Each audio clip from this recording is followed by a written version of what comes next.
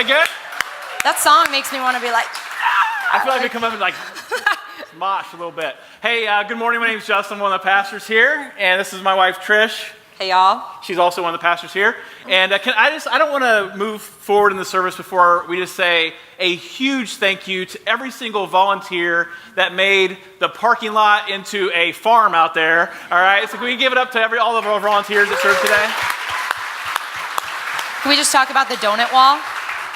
I've not stopped by the donut wall. I haven't either. I gained 4 pounds smelling them as I walked in, so I'm like, hey, that's not good for me to eat this. Hey, we wanted just to take a moment before we move on in the message, especially after worship, but just really thanking God for all that he has done. Each and every one of you is an absolute miracle, and we are so grateful to be on this journey with you. So we thought it would be fun in the 2 years, now that we are officially toddlers, we're a toddler church, how we began in our infancy. The Terrible Twos is coming up. This is true. So we thought it'd be fun to take a quick look back. Yeah, so here's what we're going to do. Isaiah, can you bring up the house lights for me? Just bring it up to the message setting for me. And we're going to have you guys stand. We're going to show some pictures here. And so our first event for Hope City Church was a info meeting at Trish and I's house. And so we cleared out all of the furniture from our house and set up chairs and had our first info meeting. If you were at that info meeting, would you stand right now? All right. Okay, sweet. All right. Isaiah's standing. Okay. All right. You can stand, son. Go ahead and stand up, Isaiah.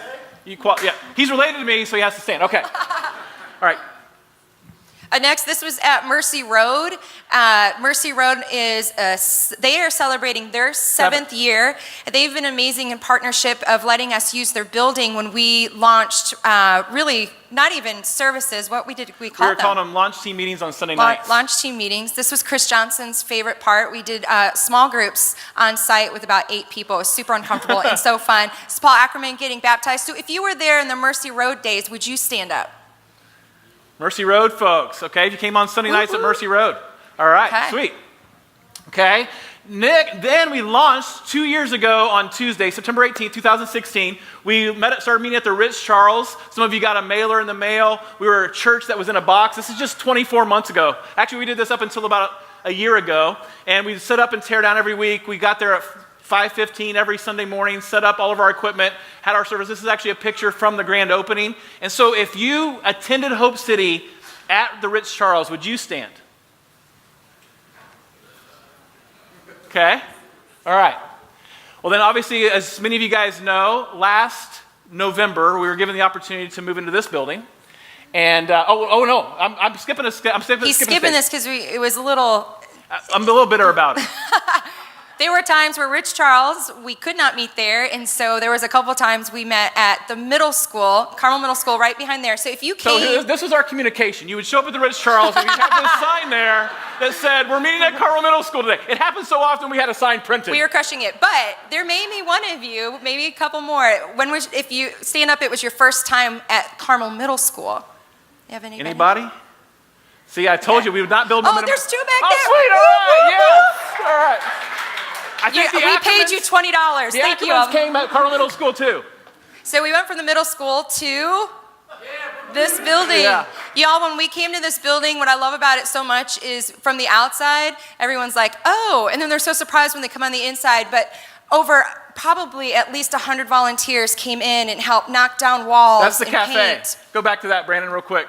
That is the cafe. That's where you got coffee today. It used to be the nursery, and we just demolished that thing. We did that. So we had our grand opening in January here. We had a crew that came in on Sunday night after church and tore out all of this and then rebuilt the cafe before the next Sunday. So it was absolutely incredible. Sorry I interrupted you, babe. No, that's fine. We'll just keep going. I'm not really sure what's next, but oh, here we go. This was the best. This was actually our first Sunday in here. It was BYOC. BYOC. I'm dyslexic, so who knows what's going to come out on that one. Well, you're thinking BYOB. I was, but I didn't say it. There we go. So if your first time, or maybe today is your first time, would we all just stand and just give a shout out just how great God is? If you came for the first time here at this building, go ahead and stand up.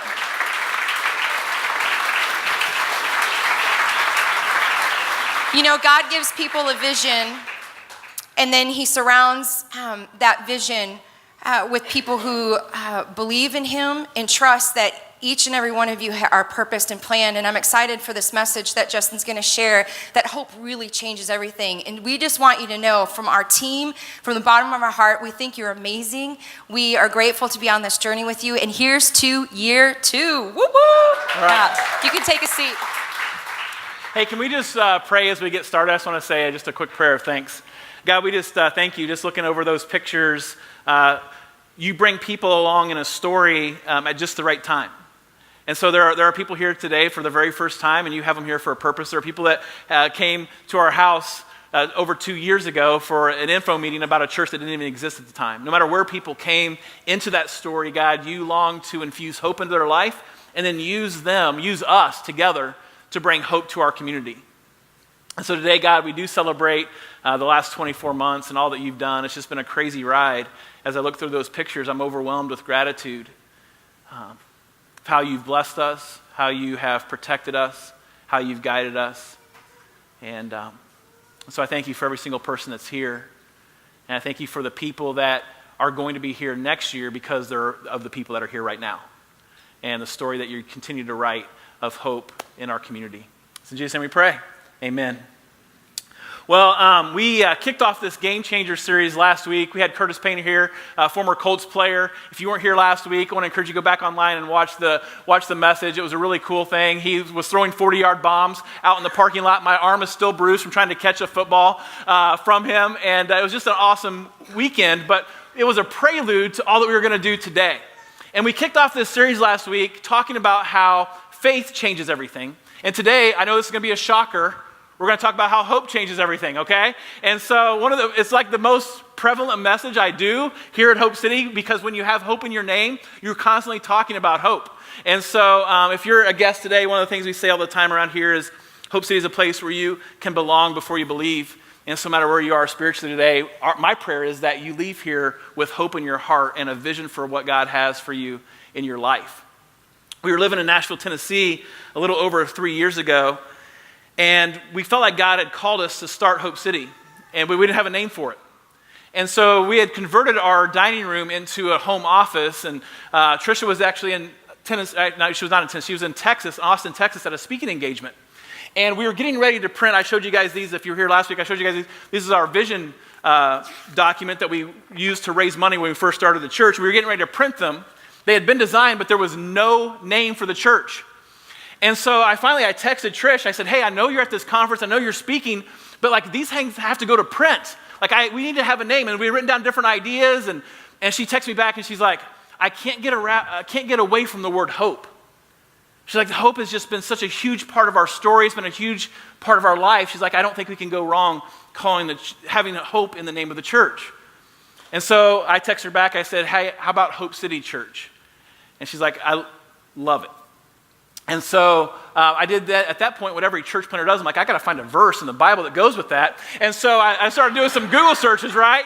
And so we came up with Matthew chapter 12, verse 21, which says, this is Jesus, all the world will find hope in his name. And we're like, print it, all right? And the rest is history. But there was this aspect of hope that was infused into our hearts and lives in a moment, in a season that we desperately needed, that runs through the veins and the arteries of this church today. And the problem is that in our culture, we use the word hope kind of like we use the word love, right? It's just kind of flippant. It's just kind of casual. But the word hope is one of the words in the English language that packs way more potential than the 4 letters that it represents. It's a big word. But for many of us, we pull up to a stoplight on the way to work, we're late for a meeting, and we hope that the light turns green, right? Like that's just the casual nature of the word hope. We are pulled over for speeding. We hope the officer doesn't give us a ticket, he gives us a warning. We're feeling lucky on a Friday afternoon, so we stop by a gas station and we buy a lottery ticket hoping to win, right? Do you know you have a greater chance of getting struck by lightning than you do winning the lottery? Statistically speaking, I'm not prophesying over your life. I'm just saying there's a statistical probability that you're going to get struck by lightning before you ever win the Hoosier lottery. I'm just telling you that. Actually, the statistics are actually even better in your favor to go to the moon. than winning the lottery. I'm not trying to crush some of your spirits, right? I'm just trying to tell you that if you're placing your hope in the Hoosier Lotto, go to the moon, okay? Because it's not going to happen, all right? But hope is this belief. This is how I define hope. Hope is this belief that things can and will be different. Like when I think about the word hope and what it's meant in my life, it's this belief that runs deep into our core that things can and will be different. Your life can be different. That when you have hope, you believe that transformation is possible. You believe that change is possible. And here's something that I realized this week as I was writing this message. We never hope for something bad, right? You don't hope you gain 10 pounds, right? You hope you lose 10 pounds, right? You don't hope you don't get a raise or a promotion. You hope you get the raise or promotion. You don't hope that your marriage is in worse shape next year than it is this year, right? You hope that your marriage is in better shape next year. You don't hope that they're going to break up with you. Unless you want to break up with them and you don't have the courage to, then you really hope that they're going to break up with you, because then it's not them, it's you, right? It's really a fulfilled hope at that point. We always hope for something better, but more than that, I think we hope for something different. And I think maybe that's what brings some of you guys here today. You want to have hope. Maybe you're here this morning and you desperately need hope in your marriage. And you had a season of your marriage that was really good, that was really healthy, and now things aren't necessarily bad, they're just numb. And you try to have hope. You try to wake up with this belief that your marriage can and will be better, but you're losing hope. Maybe for some of you it's a relationship with a child, maybe an adult child that you used to really be close with. And then they moved away, or they got into another relationship, or they made some choices that really has distanced them, and you want to have hope that you're going to be able to restore that relationship with the person that you love since they were born. But it's hard to have hope. Maybe for some of you it's a financial situation, and as you look at how much is coming in and how much is going out, you are trying to have hope for your finances, but it's really difficult because you don't know how you're going to make ends meet. Maybe for some of you it's in your career, and you already have a sick feeling in your stomach when you start thinking about work tomorrow.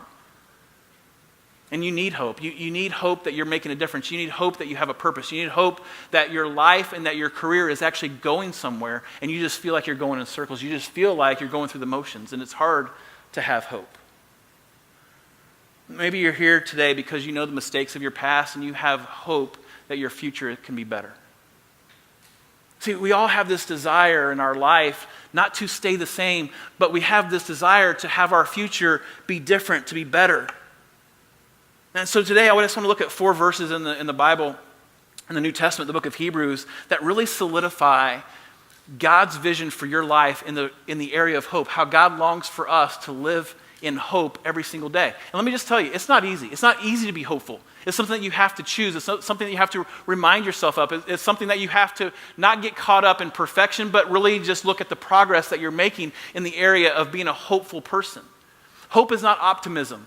Hope is not putting your head in the sand and ignoring reality. Hope is trusting in God in the face of your reality, in spite of your reality. Not in a way that says, faith changes, faith is going to make everything better, or God's in control. Not something that is just flippant, but something that is grounded in the truth of who God is and the truth of his word. And that's what we're going to look at today. So to look with me on the screens at Hebrews chapter 6, verses 13 through 19. And we kind of pick up this story in mid-sentence. And so I'm going to come back and explain the context here in just a second. But the writer of Hebrews says this: for example, there was God's promise to Abraham. Since there was no greater to swear by, God took an oath on his own name. Now, what he's referring to there is, in our culture, we would say, I swear to God, right? If you say that, you probably get your mouth washed out with soap when I was a kid. But you, like if you're trying to make a promise that you really mean, you say, I swear to God. My mom would say, don't ever say that, all right? That's too serious to say that. But what he's talking about is, in that culture, they would swear by an authority's name. In other words, if you made a promise to somebody and you wanted to make sure that they believed that your promise was going to come into fruition, you would swear by your father's name. You would swear by your grandfather's name. You would put somebody else's credibility on the line. And so the author of Hebrews is saying, hey, God has made a promise, and here's a flash, announcement. There's no person greater than God, so God swore by his own name. Okay, so that's the context there. God took an oath on his own name saying, I will certainly bless you and I will multiply your descendants beyond number. Then Abraham waited patiently and he received what God had promised. Now when people take an oath, they call someone greater than themselves to hold them. And without any question, that oath is binding. God also bound himself with an oath so that those who received the promise could be perfectly sure that he would never change his mind. So God has given us both his promise and his oath. These two things are unchangeable because it is impossible for God to lie. Therefore, we who have fled to him for refuge can have great confidence as we hold to the hope that lies before us. This hope is a strong and trustworthy anchor for our souls. It leads us through the curtain into God's inner sanctuary. So I just want to walk through this passage and just give you some tangible things to take with you in the aspect of hope, some characteristics of hope. And the first is this: hope is at its best when your life is at its worst. Hope is at its best. The essence of hope is at its best when your life is at its worst. Look at verse 14. It says, God's promise to Abraham, since there was no greater one to swear by, God took an oath on his own name, saying, I will certainly bless you, and I will multiply your descendants beyond number. See, hopelessness is basically a series of unmet expectations. When you experience hopelessness in your life, it's because you have expected something to come into fruition, and at the beginning of those expectations, you had hope. At the beginning of those expectations, you thought things were going to change. You thought your marriage was going to improve. You thought it was going to survive. You thought your boss wasn't going to fire you. You thought that relationship was going to pan out. Like you had a hope before those expectations were unmet. But then at some point, upon expectation after expectation going unmet, you stopped hoping. You stopped believing. And this passage in Hebrews is referring to a character in the Old Testament, not a character, but a man in the Old Testament named Abraham. And by the time Hebrews is written, he is somebody who is a legend of the faith. But if you go back to Abraham's story, he's just a guy trying to figure life out. He's just a guy trying to follow what God has asked him to do. And so God approaches Abraham. Abraham doesn't go to God. God approaches Abraham and he says, hey, I have a proposition for you. I have not just a proposition for you, I have a promise that I'm going to give to you. And he says in verse 14, I am going to make your descendants great. I'm going to multiply. I'm going to use you to create an entirely new community. I'm going to use you to create the nation of Israel. And that sounds amazing, except Abraham was married and his wife was barren. She could not have any kids. Abraham was 75 years old at this time and Sarah was 64. And so they're collecting Social Security checks, and God comes to them and says, hey, you're going to work in the nursery, right? And they had to be thinking, what in the world? We have some friends in California that we graduated from college with, so I know how old they are because they were in my graduating class. They have a sophomore in high school and a 8th grader, I think, and they just found out they were pregnant. And I was texting him. He's like, I'm going to literally be retiring when my son or daughter, graduates from high school. That is Abraham. Add 20 years to that, right? And that's God's proposition to Abraham. And it was almost, I'm sure for Abraham and Sarah, it did not feel optimistic. It did not feel hopeful.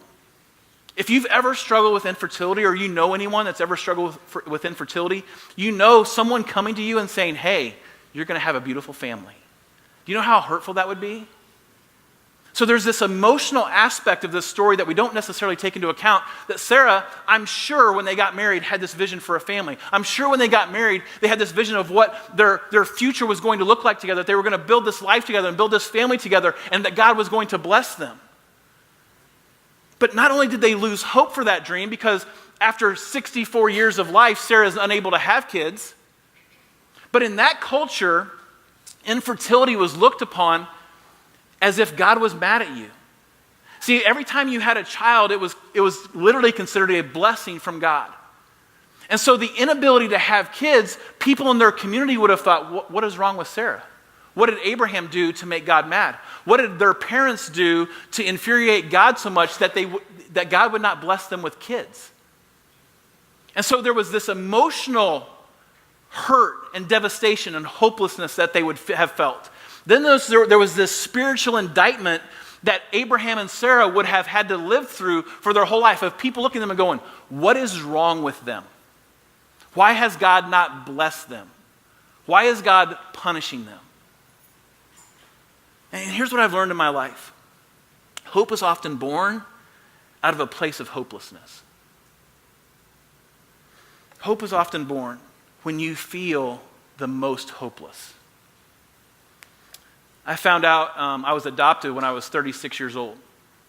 My mom, who is here today, she got pregnant when she was 18, and my birth father did not want me, but my mom chose to keep me. And so in the months that followed, my mom would eventually meet my adoptive father. They got married, and he adopted me a few years after I was born. But I did not know this till I was 36. My mom felt God prompting her, God convicting her, God leading her to tell me this. And so she came over to Zionsville where we lived, and she had this conversation with me. And one of the things that she said in the midst of our conversation, she said, I'm going to put our relationship on the altar. But truth is more important than how you feel about me right now. Looking back on it now, it was a very courageous thing to do. At the time, it was just devastating. And I don't know that you can feel more hopeless when you start struggling with your identity.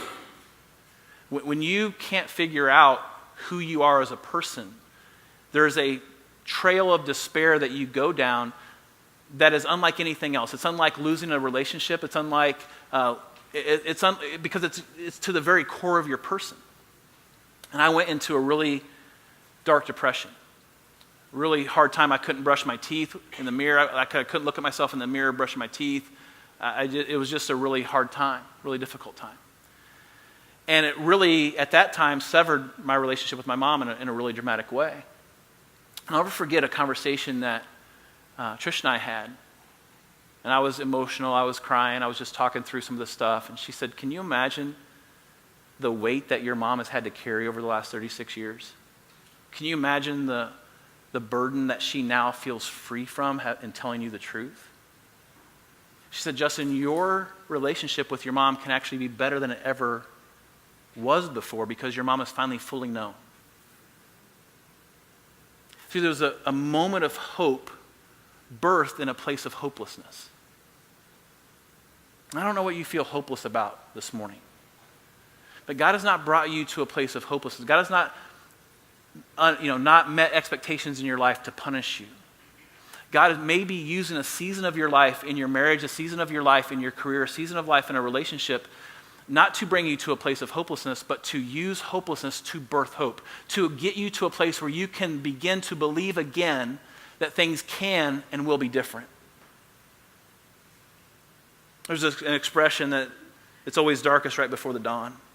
And so can I just tell you, if your life is a mess, there's hope. If your relational world is broken, there's hope. If you come in here today feeling all alone, feeling like you've disappointed God and you disappointed everybody in your life, there's hope. Secondly, we see in this passage that just because hope is delayed doesn't mean it's denied. Look at verse 15. Then Abraham waited patiently and he received what God had promised him. Now, this is the most underrated, understated verse in the Bible. Because it sounds like his fries weren't done when he goes to the drive-thru and they said, hey, would you just pull up into that slot right there? We'll bring those right out to you. Like, that's how it says. Abraham was patient and God gave him what he promised. That's not how it played out, okay?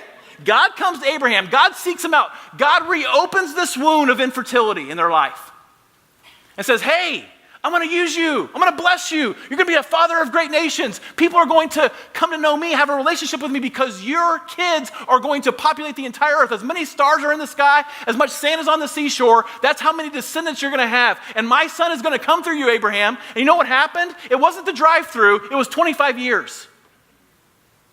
25 years of silence. 25 years, no children. 25 years of God not showing up with the promise that he gave Abraham. He reawakens hope, and then it just is delayed. I can't wait 25 minutes, right? Abraham waits 25 years, expecting, asking, seeking, hopeful.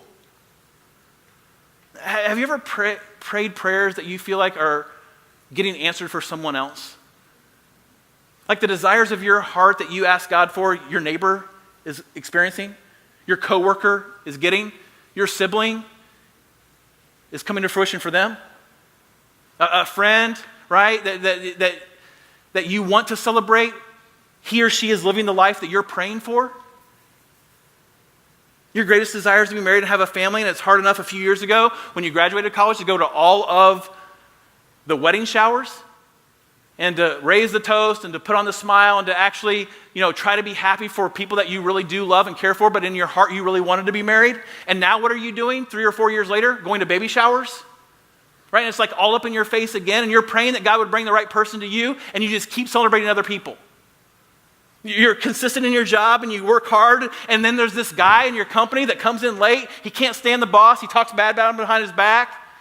And he's getting all the promotions. He's closing all the deals. He's making all the money. He's getting all the company's attention and recognition. And you're like, I'm faithful. I'm here every day. Like, what is going on? God, where are you at? You've prayed and prayed for a relationship to heal. And you see all this evidence of restoration in other people's life, but the relationship that you need to be healed the most is still so broken. I came across this passage of scripture this week that I had never read before in this context. It's in Habakkuk, which is a prophet in the Old Testament, chapter 2, verse 3. And this is God talking. He says, but these things I planned won't happen right away. Slowly, steadily, surely, the time approaches when the vision will be fulfilled. If it seems slow, do not despair, for these things will surely come to pass. Just be patient. They will not be overdue a single day. Can I just tell you, in the age of social media, in the age of churches putting up on Instagram 5,463 baptisms today, there's this pressure that you feel when you start a church, that you feel like a clock is started. And it's like, okay, we have to make this successful, right? And there's another passage of scripture that says, do not despise small beginnings because the Lord rejoices to see the work begin. And so I'm constantly having to reground myself in not my own expectations, but God's timing, God's provision, God's expectations. And I used to, when I earlier in ministry, when I was, started my first church when I was 28, I would leave Sunday and I would think to myself, okay, how are we going to top that next week? And now I walk out of here, I just do my best to be grateful for whatever God does. And some of you, this is the first time we've had one service, Memorial Day, but it didn't count, right? Because nobody came. But this is the first time we had, you don't base your self-esteem on Memorial Day attendance as a pastor, okay? You just don't do it. You love me, but you love the track more. I get it, it's fine. Some of you have to introduce yourself to somebody because you haven't seen them, because we've always had 2 services here. And it's not necessarily because we need 2 services for attendance. We need 2 services because we don't want our children's ministry to have to serve every single Sunday and miss being filled up spiritually. So we say serve one, attend one. And so there are Sundays in first service or second service, depending on if the Colts are at home or away. There are Sundays that first service will have 60 people in it. The next week will have 120 people in it. And so if I walk out of here thinking that my success is based on the 60 or my success is based on the 120, I'm going to miss the provision of God. And the same thing is true in your life. That God is saying, hey, what you're praying for, just be patient. I have a plan for you. I have hope for you. I have a desire for you. I know you want to be out of that job. I know you want to be in that relationship. I know you want to have children. I know all of these things about you. I love all of those things about you, but just be patient. I am not going to be late. See, there's always a gap between God speaking and God doing. And oftentimes that gap is there to develop our faith, not to punish us, to grow us into the people that he wants us to be. Next, our hope is grounded in God's character, not our circumstances. Look at verse 17. It says, God also bound himself with an oath so that those who received the promise could be perfectly sure that he would never change his mind. So God has given both his promise and his oath. Those 2 things are unchangeable because it's impossible for God to lie. That's a statement that's made a couple different times in the New Testament, but it's really just referencing the character of God. It's not that God chooses not to lie. His character, it would violate his being to actually lie. It's impossible for him to lie. It's like it's impossible for me to jump off the stage and float, right? Like it's just an impossibility because gravity says that's what's going to happen. I'm going to go to the floor. Right? It's the same thing is true with God's character. It's impossible for him to lie. See, hope is not based on probabilities. Hope in God isn't. Hope in this world is. All the hope we have in this world is based on probabilities. There's a good chance if you work hard in your career that you're going to get promoted, that you're going to get a raise. There's a good chance that if you go to college and you study something that you're really passionate about, you're actually going to do something with your life that you actually enjoy. There's a good chance of that. Right? There's a good chance that if you're financially responsible and that you put money into a 401k and you watch that money grow over time, that when you get to be 65 or 67, that you're going to have enough money to retire. There's a good probability. But it's not a promise, right? We learned that in 2008 and 2009, that the stock market is not a promise, it's just a probability that it's all going to go up and to the right. All of our life in this world is based on probabilities, but hope in God is grounded in promises. And the writer of Hebrews says, God has given you both his oath and his promise. Basically, God has doubled down on your life for hope. He cannot lie. And your circumstances can never negate the character of God. He is always going to come through. Maybe not in how you choose for him to come through, but in the way that is best for you, in the way that has your best interest at heart, the way that's going to allow you to become the person, the man or the woman that God has created you to be. One of the things that I've done over the last several years that has helped me, because I struggle sometimes not focusing on what's next, but focusing on what God has done in the past. And so I just have a journal, and I just write down the things that God has come through on. I write down things that I can look back on and see God's faithfulness, so that when I question whether or not God is going to be faithful in the future, I can say, oh my gosh, look at how faithful God has been 2 years ago, a year ago, 3 years ago. I've told many of you guys this story before, but when we decided to move from Nashville to Indianapolis to start Hope City, I was on staff at a really large church. Trish and I were traveling and speaking. We just written a book. We were traveling and speaking full time. And those are things that pastors aspire to. Pastors desire to write books and go travel and speak. And we were doing that, and I wasn't even the senior pastor. And I had friends of mine that loved me dearly sit me down and say, hey, you're going to ruin your ministry. You're going to ruin your career by moving to Indianapolis and starting this church. You're going to start all over at age 43, 42? What are you doing? And it wasn't they weren't trying to discourage me. They were trying to hey, wake up here. And I had to ground myself in the truth of who God has been so that I could trust in what God was going to do. And if you want to allow your circumstances to determine your hopefulness, you're always going to be manic. You're always going to feel like God is for you when things are going good and against you when things are going bad. And what the writer of Hebrews is saying, hey, God has doubled down on his goodness in your life. And so it's not about your circumstances, it's about who he is. And he will always come through. Next, hope is a refuge for those who need courage. Hope is a refuge for those who need courage. Hebrews chapter 6, verse 18 says, therefore, we who have fled to him for courage can have great confidence as we hold to the hope that lies before us. You know, one of the biggest mistakes I made in the first 10 years of our marriage, Trish and I have been married 23 years. First 10 years, one of the biggest mistakes I made was I was unwilling to ask for help in our marriage. There were seasons we got married, we thought we love God, we love each other, it's just going to be awesome. That's not how it works out. I don't know, if you've been married longer than 2 days, you're going to realize that, right? And so Trish would say, hey, I feel like we need some insight in this. I feel like we need some wisdom in this. I think we need some help in this. I'm like, we're good. We'll figure it out. We're good. We're fine. Finally, I was working in Kokomo as a youth pastor, and the senior pastor and his wife at the church wanted to have dinner with us. And so we hung out with them routinely, and so I didn't think anything of it. So we're driving out to their house to have dinner, and we pull into their driveway. And Trisha goes, by the way, this is an intervention.